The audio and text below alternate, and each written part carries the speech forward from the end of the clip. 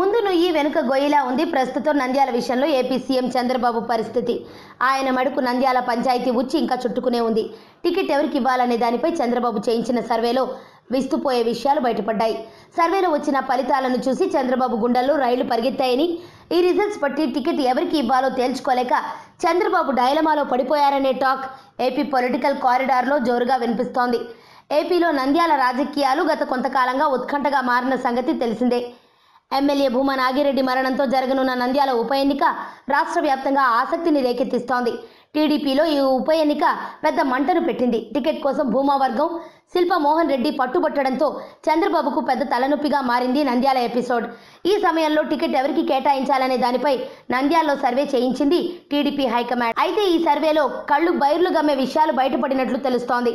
భూమా వర్గానికి శిల్పాకు అటు ఇటు సమానంగా ఒకే ఫలితాలు రావడంతో చంద్రబాబుకు మరింత తలనొప్పిగా మారింది. ఈ సర్వే దెబ్బకు టికెట్ ఎవరికి ఇవ్వాలో తెలియక సతమతమవుతున్నారు బాబు. భూమా నాగిరెడ్డి పార్టీ మారినా క్యాడర్ మాత్రం వైసీపీ ఉన్నట్లు ఈ సర్వేలో తేలిందట.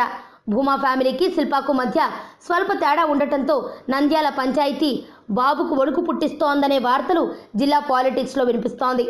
ఏదేమైనా నంద్యాల టికెట్ విషయంలో చంద్రబాబు ప్లాన్ ఎలా ఉంటుందనే దానిపై రాజకీయ వర్గాల్లో ఆసక్తికరంగా మారింది. టికెట్ ఎవరికి ఇస్తారనే దానిపై అటు అధికార పార్టీలో కూడా ఉత్కంఠగా మారింది.